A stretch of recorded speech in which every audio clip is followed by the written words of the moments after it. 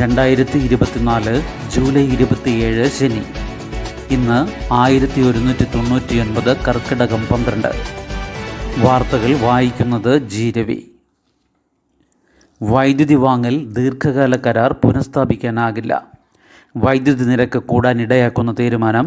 ഉത്തരവ് വൈദ്യുതി അപ്പലറ്റ് ട്രൈബ്യൂണലിൻ്റേത്. കുറഞ്ഞ വിലയ്ക്ക് 465 മെഗാവാട്ട് വൈദ്യുതി വാങ്ങാനുള്ള KSEBയുടെ 4 ദീർഘകാല കരാറുകൾ പുനഃസ്ഥാപിക്കാനാകില്ലെന്ന് വൈദ്യുതി അപ്പലറ്റ് ട്രൈബ്യൂണൽ ഉത്തരവ് സംസ്ഥാന സർക്കാരിനും KSEBയ്ക്കും തിരിച്ചടിയാണ്. ഉയർന്ന വിലയ്ക്ക് വൈദ്യുതി വാങ്ങുന്നതിൻ്റെ ഭാരം ഉപയോക്താക്കൾ വഹിക്കേണ്ടി വരികയും ചെയ്യും. ഉത്തരവിനെതിരെ സംസ്ഥാന സർക്കാർ സുപ്രീം കോടതിയെ സമീപിച്ചേക്കും. 2014 ക്ഷണിച്ച 2 ടെൻഡറുകളിലായി ജാബുവ പവർ 115-100 മെഗാവാട്ട് വീതം 2 കരാറുകൾ, Jindal power 150 megawatt, Jindal India thermal power 100 megawatt എന്നീ കമ്പനികളിൽ നിന്ന് 2016 മുതൽ 25 വർഷത്തേക്ക് വൈദ്യുതി വാങ്ങാനാണ് KSEB കരാർ ഉറപ്പിച്ചത്. 2023 വരെ ഈ വൈദ്യുതി വാങ്ങിയെങ്കിലും പരാതി ലഭിച്ചതിനെ തുടർന്ന് വൈദ്യുതി റെഗുലേറ്ററി കമ്മീഷൻ അതായത് ERC നടത്തിയ അന്വേഷണത്തിലാണ് കരാറുകളുടെ നടപടിക്രമം കേന്ദ്ര ഊർജ്ജ മന്ത്രാലയത്തിൻ്റെ ടെൻഡർ മാനദണ്ഡങ്ങൾ ലംഘിച്ചുള്ളതാണെന്ന് കണ്ടെത്തിയത്. 2023 മെയ്യിൽ കരാറുകൾ റദ്ദാക്കി. ERC ഉത്തരവിറക്കി. മന്ത്രിസഭയുടെ ആവശ്യപ്രകാരം ERC വിഷയം വീണ്ടും പരിഗണിക്കുകയും കഴിഞ്ഞ ഡിസംബറിൽ കരാർ പുനഃസ്ഥാപിച്ചുള്ള ഉത്തരവ് പുറത്തിറക്കുകയും ചെയ്തു. ഇതിനെതിരെ ജാംബുവ പവർ നൽകിയ അപ്പീലിലാണ് ആപ്റ്റൽ ഉത്തരവ്. ജിൻഡൽ പവർ ഒഴികെയുള്ള കമ്പനികൾ ERC ഉത്തരവ് അംഗീകരിക്കാനാകില്ലെന്നും കരാറിലെ നിരക്കിൽ വൈദ്യുതി തുടർന്ന് നൽകാൻ കഴിയില്ലെന്നും അറിയിച്ചിരുന്നു. ജിൻഡൽ പവർ 150 മെഗാവാട്ട് വൈദ്യുതി തുടർന്നും നൽകാമെന്ന് ധാരണയിലെത്തിയെങ്കിലും KSEB നൽകാനുള്ള കുടിശ്ശിക തുക സംബന്ധിച്ച ചർച്ചയിൽ തീരുമാനമാകാത്തത് പ്രതിസന്ധിയായി. ഹീമോഫീലിയ കുട്ടികൾക്ക് സൗജന്യമായി എമിസിസുമാബ് സൗജന്യമാക്കുന്നത് രാജ്യത്താദ്യം. സംസ്ഥാനത്ത് ഹീമോഫീലിയ ബാധിതരായ 18 വയസ്സിനു താഴെയുള്ള എല്ലാ കുട്ടികൾക്കും വിലയേറിയ എമിസിസുമാബ് മരുന്ന് സൗജന്യമായി നൽകാൻ തീരുമാനം. രാജ്യത്ത് ആദ്യമായാണ് ഒരു സംസ്ഥാന സർക്കാർ ഈ മരുന്ന് സൗജന്യമായി നൽകുന്നത്. 300ഓളം കുട്ടികൾക്ക് ഇതിൻ്റെ പ്രയോജനം ലഭിക്കും. നിലവിലെ മരുന്ന് ആഴ്ചയിൽ 2 ദിവസം കുത്തിവയ്ക്കണം. പുതിയ മരുന്ന് മാസത്തിൽ ഒരിക്കൽ കുത്തിവെച്ചാൽ മതിയാകും. നേരത്തെയുള്ള മരുന്ന് ഞരമ്പിൽ കുത്തിവയ്ക്കുമ്പോൾ കുട്ടികൾക്ക് വേദന അനുഭവപ്പെടും. എമിസിസുമാബ് കുത്തിവയ്ക്കുമ്പോൾ കാര്യമായ വേദനയുണ്ടാകില്ല. ആഴ്ചയിൽ 2 ദിവസം കുട്ടികളുടെ വിദ്യാഭ്യാസം, രക്ഷിതാക്കളുടെ ജോലി എന്നിവ മാറ്റിവെച്ച് കുത്തിവയ്പ്പെടുക്കാൻ ആശുപത്രികളിലെത്തണം. ഈ മരുന്ന് മാസത്തിൽ 1 ദിവസമായി കുറയുന്നത് വലിയ ആശ്വാസമാകും. ആശാധാര പദ്ധതിയിലൂടെയാണ് സൗജന്യ കുത്തിവയ്പ്പ് നൽകുന്നതെന്ന് മന്ത്രി വീണ ജോർജ് പറഞ്ഞു. സംസ്ഥാനത്ത് ഏകദേശം 2000 പേരാണ് പദ്ധതിയിൽ രജിസ്റ്റർ ചെയ്തിരിക്കുന്നത്. പാരീസ് ഒളിമ്പിക്സിന് തുടക്കം. സെൻ നദിയിൽ അത്ഭുത കാഴ്ചകളൊരുക്കി ഉദ്ഘാടന ചടങ്ങ്. സെൻ നദിയിൽ വിസ്മയപ്പൂക്കളും ആകാശത്ത് വർണ്ണക്കാഴ്ചകളും വിരിഞ്ഞു. പ്രകാശനഗരമെന്ന് വിശേഷിപ്പിക്കപ്പെടുന്ന പാരീസിൽ നക്ഷത്രശോഭയിൽ വിശ്വമഹാമേളയ്ക്ക് ദീപം തെളിഞ്ഞു. 33ാം ഒളിമ്പിക്സിന് പാരീസിൽ തുടക്കം. ട്രെയിൻ അട്ടിമറി ശ്രമത്തിൻ്റെയും സുരക്ഷാ ഭീഷണിയുടെയും ആശങ്കകൾക്ക് മേൽ ഒളിമ്പിക് ദീപം പ്രഭയോടെ തിളങ്ങി. ഒളിമ്പിക്സിൻ്റെ ജന്മഭൂമിയായ ഗ്രീസിൽ നിന്ന് പ്രയാണം തുടങ്ങി അനേകം നാടുകൾ കടന്നെത്തിയ ദീപശിഖയിൽ നിന്ന് നാളം തെളിച്ചതോടെയാണ് ഒളിമ്പിക്സിന് ഔദ്യോഗിക തുടക്കമായത്.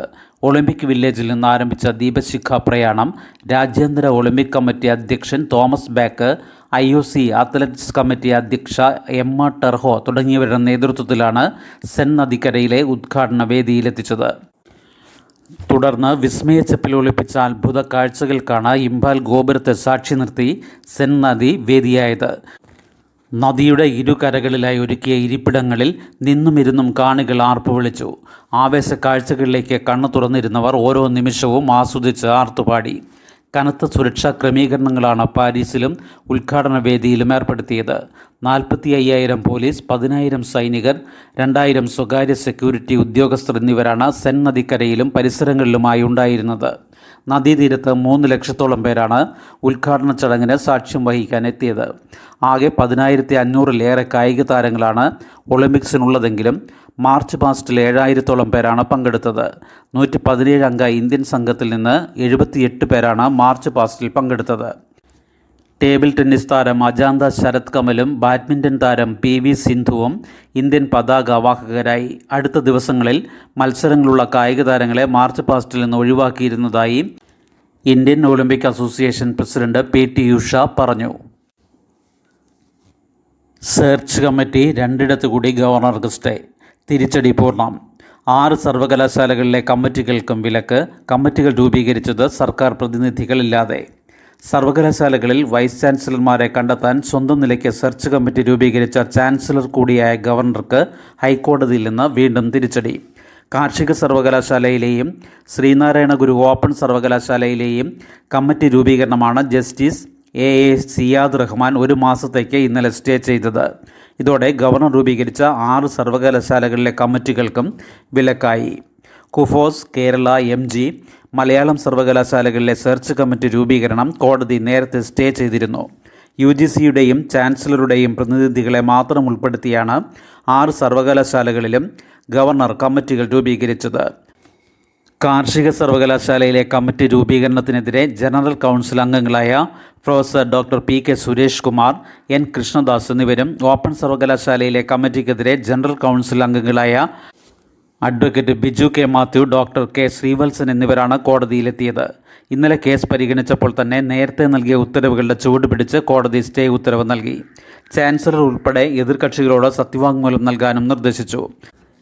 പ്രതിനിധിയെ ആവശ്യപ്പെട്ടിട്ടും നൽകാതെ VC നിയമന നടപടികൾ വൈകിക്കുന്ന സാഹചര്യത്തിലാണ് കമ്മിറ്റിയെ വെച്ചതെന്ന നിലപാടാണ് ചാൻസലറുടെ അഭിഭാഷകൻ സ്വീകരിച്ചത്.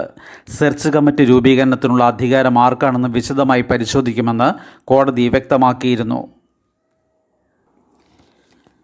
തടസ്സമായി കുത്തൊഴുക്ക്. പുഴയുടെ അടിത്തട്ടിലിറങ്ങി പരിശോധിക്കാനാകാതെ ദൗത്യസംഘം. മണ്ണിടിച്ചിലിനെ തുടർന്ന് കാണാതായ അർജുനു വേണ്ടി ഗംഗാവാലി പുഴയുടെ അടിത്തട്ടിലിറങ്ങി പരിശോധന നടത്താനുള്ള ദൗത്യസംഘത്തിൻ്റെ ശ്രമങ്ങൾ ഇന്നലെയും വിഫലം. നദിയിലെ അടിയൊഴുക്ക് ഇന്നലെ 5.5 നോട്ട്സ്, അതായത് മണിക്കൂറിൽ 10 കിലോമീറ്റർ വേഗമായിരുന്നു. 2 മുതൽ 3 നോട്ട്സ് വരെ ഒഴുക്കിൽ പുഴയിലിറങ്ങി പരിശോധിക്കാൻ നേവി സംഘം സന്നദ്ധമാണ്. 3.5 നോട്ട്സ്, അതായത് മണിക്കൂറിൽ 6.4 കിലോമീറ്റർ വേഗമാണെങ്കിലും പരിശോധനയ്ക്ക് തയ്യാറായേക്കും. എന്നാൽ നിലവിലെ സാഹചര്യത്തിൽ പുഴയിലിറങ്ങുന്നത് അപകടകരമാണ്. അർജുൻ്റെ ലോറിയുടെ സ്ഥാനം ഏറെക്കുറെ കൃത്യമായി തിരിച്ചറിഞ്ഞതായി ഉത്തര കന്നഡ കലക്ടർ ലക്ഷ്മിപ്രിയ പറഞ്ഞു. മരത്തടികൾ വേർപെട്ടതോടെ ഭാരം കുറഞ്ഞ ലോറി ഒഴുക്കിൽ സ്ഥാനം മാറിക്കൊണ്ടിരിക്കുന്നതായും സംശയിക്കുന്നു. അതേസമയം ലോറിയിൽ മനുഷ്യ സാന്നിധ്യം നിർണ്ണയിക്കാൻ ഇന്നലെ നടത്തിയ തെർമൽ സ്കാനിങ്ങിലും കഴിഞ്ഞില്ല. കോൾ, SMS ഡാറ്റ, വെവ്വേറെ റീചാർജ് പ്ലാനുകളും വന്നേക്കും. ടെലികോം റെഗുലേറ്ററി അതോറിറ്റി അഭിപ്രായം തേടി. നിലവിലുള്ള പ്ലാനുകൾക്കൊപ്പം വോയിസ് കോൾ, SMS, ഇൻ്റർനെറ്റ് എന്നിവയ്ക്കായി വെവ്വേറെ മൊബൈൽ പ്ലാനുകളും കൊണ്ടുവരാൻ ടെലികോം റെഗുലേറ്ററി അതോറിറ്റി, അതായത് ട്രായ്, ടെലികോം കമ്പനികളോട് നിർദ്ദേശിച്ചേക്കും.